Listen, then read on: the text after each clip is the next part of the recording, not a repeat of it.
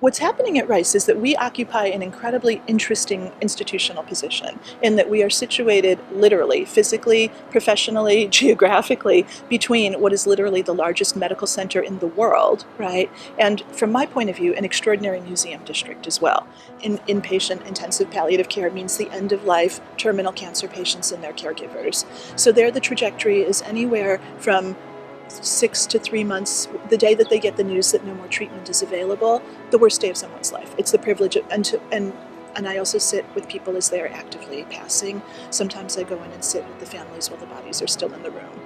And so it's tremendously moving in all sorts of ways, and you're dealing with ultimate questions, ultimate concerns. You're dealing again with the most difficult things, but you're dealing with things that put life in priority and in perspective in a very different way.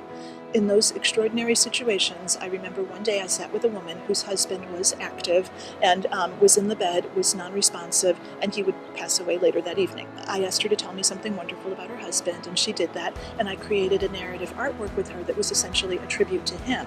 But then, after we had done that part of my artist in residence work at MD Anderson, I just sat with her and asked her about what was going on in her mind, and she just started to speak, and a second artwork emerged. And this woman had remembered as a child growing up and having her mother bring her to a Carmelite convent, actually, whereby the nuns would do beautiful handiwork and sewing, and so after Mass, she and her mother would go to Catholic Mass, and then they would go to the convent to visit with the nuns and perhaps to buy some of their handwork and sewing. And so she was just a very little girl at the time, and in the sitting room at the convent there was a tapestry hanging down, and she said that on the front there was this medieval scene of a palace and a garden, but on the back it just looked like a confused mass of tangled threads. And she said, when you look at my husband lying there in his bed now dying of cancer, it's like looking at the backside of the tapestry.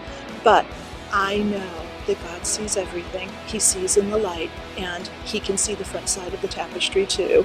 And as a child, I knew that I was seeing something extraordinary, and I knew it was God.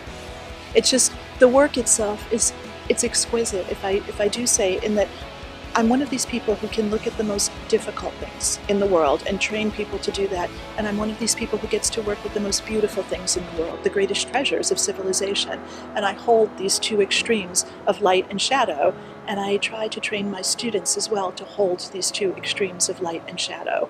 And so it's extraordinary.